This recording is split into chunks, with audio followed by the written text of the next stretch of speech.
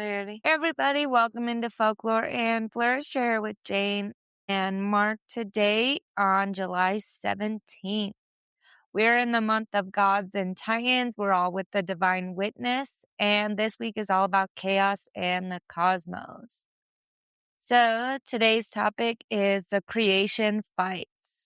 So some of our first battles within the world. And our theme is that the world is forged by battle. So worlds are forged by battle.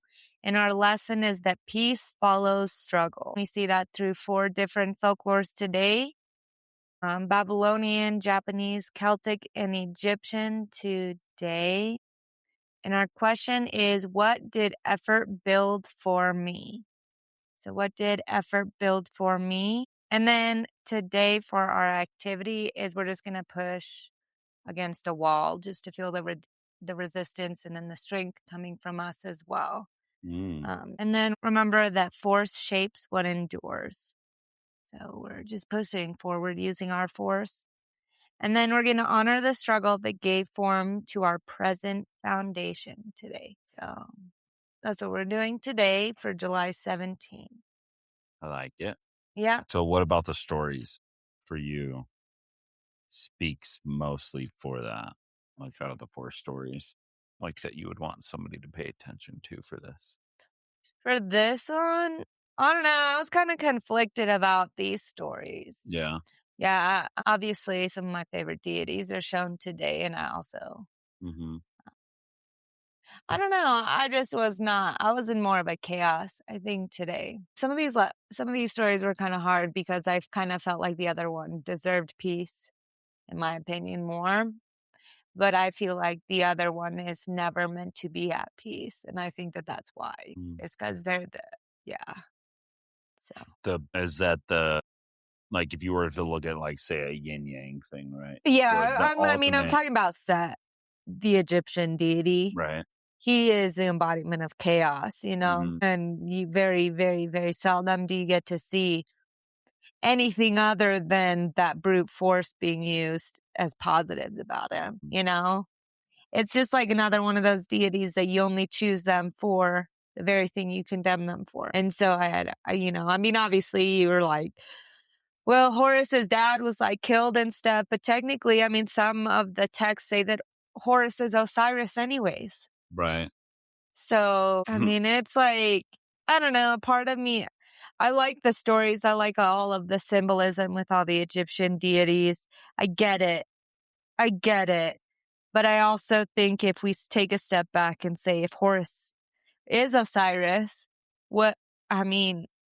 falsifying your identity to rule something twice is also something. And, that's just the mood that I'm in today. And so it's also, I guess, gives perspective. Right. But that's kind of how I felt about the 4 stories today. But it's kind of funny because on Sunday, it's the dualities. So we get yin and yang Sunday and everything with that. Oh, that should be fun. Obviously, there are 3 other stories. I mean, there's yin and yang in every single aspect Friday, of life. It's the 19th. Okay. I was just trying to figure out what day was around. Yeah, but we get to see a couple of other, I think this week is just kind of tough. Like, we get to see chaos in the cosmos, but so often it's easy to condemn chaos when it doesn't have a face or name. And they all do this week. Yeah. It's hard because some of the times we're writing our Greek book, and tomorrow we get to see someone get condemned because someone else is upset that knowledge is given away, right? And that person just suffered and was going to suffer for eternity because it was worth it. But I don't know. I just feel like, that's another form of chaos. Yeah. You look at Loki, and how many times have we talked about how often Odin could have gotten rid of Loki? Yeah. And he never did because of the purpose. Because of the purpose Loki needed and we to serve. truly don't know what that is. Well, I mean, in the stories, obviously. it was Ragnarok, right? Right. So all the children and everything, I don't know, but it's just still, it just sucks. Like, they all have, like, partners. Well, most of them have partners or somebody. And that's sometimes why they are chaotic, because their partner is taken out or whatever may happen. But I don't know. It's just one of those weeks where you're like, it'd be nice if more than like one person chose me kind of weeks. Anyways, that's all I have for you guys today. Hope you have a great rest of your day, and I will see you tomorrow. See you guys. Love you.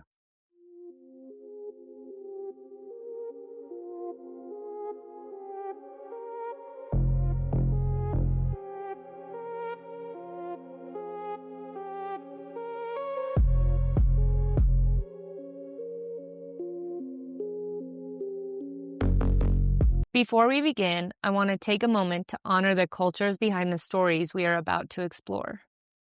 The tales shared here come from many peoples, lands, and traditions. I do not change these stories to fit modern expectations or to align with today's social standards. Instead, I present them as they were told, sometimes beautiful, sometimes harsh, sometimes challenging.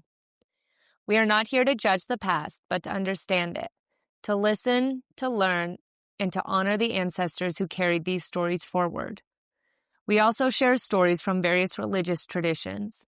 These are presented in their historical and spiritual context, with respect for their beliefs that they represent. Every culture deserves respect, context, and acknowledgement, and this space is dedicated to doing exactly that.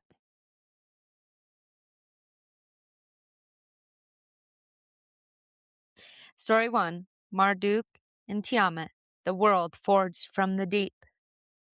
Before the heavens were stretched above the earth, where the rivers found their courses across the land, there existed only the mingling waters of creation. The sweet freshwater god, Apsu, and the saltwater goddess, Tiamat, flowed together in the endless deep, and from their union the first generations of the gods came into being. As these younger gods multiplied, their voices and movements disturbed the ancient stillness until Apsu resolved to destroy them and restore the quiet that had existed before creation. Learning of his plan, the wise god, Ea, acted first, overcoming Apsu and establishing his own dwelling upon the defeated god's waters. There, Ea and Damkina welcomed the birth of their son Marduk, a child unlike any who had come before. From infancy, he possessed extraordinary strength and wisdom, his 4 eyes seeing in every direction and his 4 ears hearing what others could not. Storms answered his command, winds gathered around him, and the older gods looked upon him with awe. Yet grief and fury awakened within Tiamat after the death of Apsu. No longer simply the primordial sea from which life had first arisen, she prepared for war. She brought forth terrible creatures unlike anything the younger gods had faced. Serpents with deadly venom, horned beasts, monstrous dragons, scorpion men, raging storms, and fearsome guardians of the deep. At their head she placed Kingu, giving him the Tablet of Destinies, the sacred authority to command the cosmos itself. The younger gods trembled before the great sea goddess, for none dared face the mother from whom they had all descended. Then Marduk stepped forward. He agreed to defend the assembly of the gods on one condition. If he prevailed, the rule of the heavens would be entrusted to him forever. The gods accepted, and they armed him with bow, mace, lightning, and the 4 winds themselves. When Marduk met Tiamat upon the boundless waters, the winds rushed ahead of him, filling her open mouth so she could neither close her jaws nor gather her strength. At that moment, Marduk loosed his arrow, which struck her heart. The great sea fell silent. Then, standing over the vast body of the primordial goddess, Marduk accomplished the work that would shape the universe. He divided Tiamat in 2. From one half, he stretched the vault of the heavens above, fixing it in place so the celestial waters remained beyond it. From the other half, he formed the earth beneath. He established the paths of the stars, appointed the courses of the sun and moon, gathered the clouds, directed the rivers, and ordered the seasons. Mountains arose where the body of Tiamat became land, while the waters she had once embodied continued to surround and nourish creation. Together from the blood of Kingu, humanity was fashioned to share in the work of maintaining the ordered world. Thus, the Babylonians remembered that the universe itself was not built from empty nothingness, but from the body of the first great sea, transformed through the encounter between the ancient mother of creation and the God who established cosmic order. Every river, every constellation, every sunrise, and every kingdom existed because the deep itself had become the world.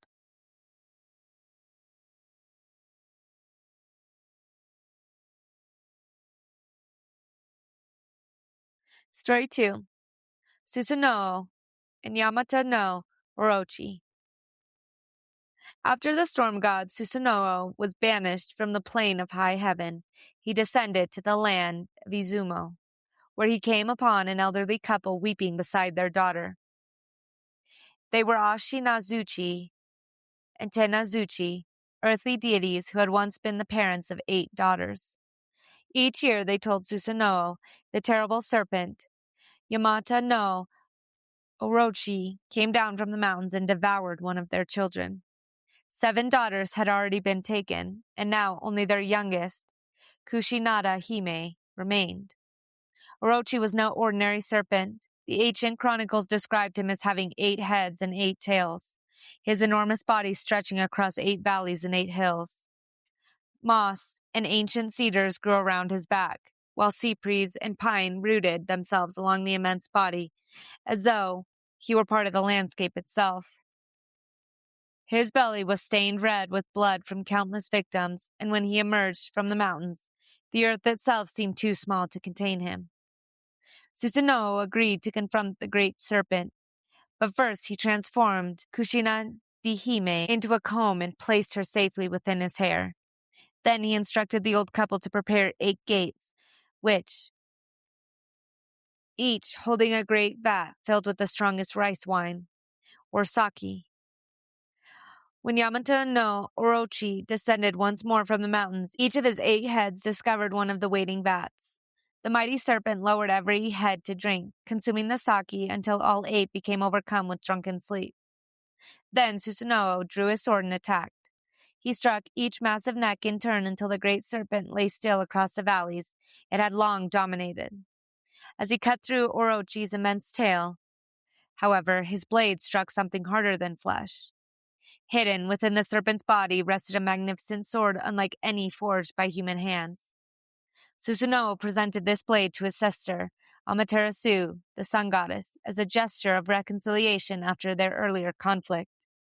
The weapon became known Kusanagi no Tsurugi, the grass-cutting sword, and in time it became one of the 3 sacred treasures of Japan, symbols of imperial authority preserved through the centuries. Thus, the encounter with Orochi became more than the defeat of a fearsome creature. From the body of the great serpent emerged one of Japan's most sacred heirlooms, linking the wild power of the ancient mountains with the divine lineage of the imperial house. Long after the serpent had passed into legend, the sword hidden within his tail remained a reminder that the oldest powers of the world sometimes concealed gifts as extraordinary as the dangers they presented. Story 3. The Dagda and the Battle of Mog Turid. When the Tuatha De Danann came to Ireland, they brought with them the arts of wisdom, healing, poetry, craftsmanship, and kingship. Yet the island was not theirs alone. Sharing the land were the Fomorians, ancient and mysterious beings associated with the wild sea, storms, and the untamed powers that existed long before ordered kingdoms. Sometimes the 2 peoples lived beside one another through uneasy alliances, but peace did not endure. The Fomorian king, Balor, whose terrible eye brought destruction wherever it opened, gathered his forces against the Tuatha De Danann, while among the divine people arose the great chieftain known as the Dagda, the good god, not because he was morally perfect, but because he possessed mastery over many arts and every gift needed for a thriving people. The Dagda carried 3 treasures unlike any other. His immense club, so mighty that one end could strike down armies while the other restored life to the fallen.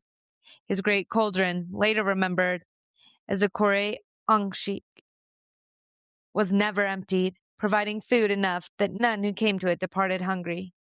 He also possessed a magical harp called Uanya, whose music governed the seasons and could summon laughter, sorrow, or peaceful sleep according to his will. Before the great battle, the Dagda encountered the Moringa beside a river, and together they foretold victory for the Tuatha De Danann. Then the armies gathered upon the plain of Mag Tuired, where gods, champions, and ancient powers met in one of Ireland's greatest mythological battles. Spears darkened the sky, shields rang beneath heavy blows, and heroes fell upon the field as the struggle determined who would shape the future of the island. During the fighting, the young champion, Lugh, confronted his grandfather, Balor. When Balor opened his terrible eye to unleash its deadly power, Lugh cast his sling stone with perfect aim, driving the eye backward through Balor's head so that its destructive force fell instead upon the Fomorian host. Their ranks broke, and the tide of battle turned. The Fomorians retreated from the field, while the Tuatha De Danann secured their place as the divine rulers of Ireland. Yet the victory was remembered as more than the defeat of an enemy. With the battle won, the gifts carried by the Dagda could once again nourish the land. The cauldron continued to provide abundance, the harp restored the proper order of the seasons, and the club that both ended and restored life reflected the balance between destruction and renewal that lay at the heart of the old Irish world. Thus, the Battle of Mag Tuired became the great encounter through which Ireland passed from one age of uncertainty into one of divine kingship, fertile harvests, and sacred order, where wisdom, generosity, and rightful rule stood alongside courage as the foundations of a flourishing land. Story 4, Set and Horus, the contest for the two lands. When Osiris, the beloved king of Egypt, was murdered by his brother Set, lord of deserts, storm, and untamed lands, the throne of the two lands stood empty. Set claimed that strength alone gave him the right to rule, while Isis hid her young son Horus among the marshes of the Nile until he was old enough to challenge for the kingship that had belonged to his father. When Horus reached maturity, the gods assembled in the Ennead, the great council of the divine, to decide who should rightfully govern Egypt. Yet no single judgment settled the matter. Instead, the contest between Horus and Set unfolded through a series of remarkable trials remembered across many Egyptian traditions. They raced across the waters in boats carved from stone to prove their strength and endurance. They transformed themselves into mighty hippopotamuses, remaining beneath the Nile for days to test their power. They stood before the assembled gods to argue their claims, while wisdom, cunning, and perseverance became as important as physical might. At times, the struggle turned fierce, and during one terrible encounter, Set tore out one of Horus's eyes. The damaged eye was later restored by the god Thoth, becoming the Eye of Horus. Wedget, one of the most enduring symbols of healing, protection, and wholeness in Egyptian civilization. Nor did Set emerge unchanged, for he too suffered wounds during the long contest, reminding the gods that neither claimant could pass through such a struggle untouched. For years, the dispute continued, not because the gods doubted Horus's lineage, but because the decision would determine the future of the ordered world itself. At last, the Ennead declared that Horus, as the son of Osiris, was the rightful heir to the throne. The kingship of Egypt passed to him, while Set retained his place within the cosmos, not as ruler of the two lands, but as a powerful deity of deserts, storms, foreign lands, and the fierce strength needed to defend the solar bark of Ra against the great serpent Apep during its nightly journey through the Duat. Thus, the ancient Egyptians remembered that the contest did not end with the destruction of one god by another. Both remained necessary within creation. Horus became the divine model for every living pharaoh who ruled upon the throne of Egypt, while Set continued to embody the untamed forces beyond cultivated order. Their encounter affirmed that rightful kingship rested not upon strength alone, but upon inheritance, justice, and the restoration of Ma'at, the sacred balance through which heaven, earth, gods, and humanity continued to flourish together. Daily Thread for July 17th. The Creation Fights. The oldest battles remembered by humanity were never fought for conquest alone. Long before kingdoms marched beneath banners or heroes sought glory upon the battlefield, today's stories carried us back to encounters through which the very shape of the world was established. In ancient Mesopotamia, Marduk faced the primordial sea goddess Tiamat, and from her divided body came the heavens above, the earth below, the ordered courses of the stars, and the rivers that nourished civilization. In Japan, Susanoo stood before the immense Yamata no Orochi, the eight-headed serpent whose body stretched across valleys and mountains. And from within the ancient creature emerged a sacred sword that would become one of Japan's imperial regalia. Ireland remembered the Battle of Maag Tuired, where the Dagda, Lu, and the Tuatha De Danann met the ancient Fomorians, and with their victory came not only peace, but the return of fertile harvests, music, hospitality, and the flourishing of the land itself. Along the Nile, Horus and Set struggled before the assembled gods for the throne of Egypt, and when the contest ended, kingship was restored through Ma'at, the sacred balance that allowed heaven, earth, and humanity to endure together. Though each tradition tells its story differently, none celebrates conflict for its own sake. These encounters become sacred because something greater is born from them. The heavens are ordered, a divine treasure is revealed, prosperity returns to the people, justice is restored to the throne, creation itself becomes more complete after the struggle is past. The oldest storytellers understood that moments of transformation are rarely gentle. Rivers cut valleys through stone, storms reshape forests, seeds split before they become trees. Even the world, in many traditions, emerged through encounters that forever changed those who took part in them. As tonight's fire settles into glowing embers, consider this. What, in my own life, has been shaped by a difficult encounter? Which struggles have left behind something lasting, not because conflict is desirable, but because what emerged afterward could not have existed before? The oldest creation stories remind us that some of the world's greatest gifts are revealed only after the moment when two ancient powers finally meet, and from that encounter, a new order begins to take shape.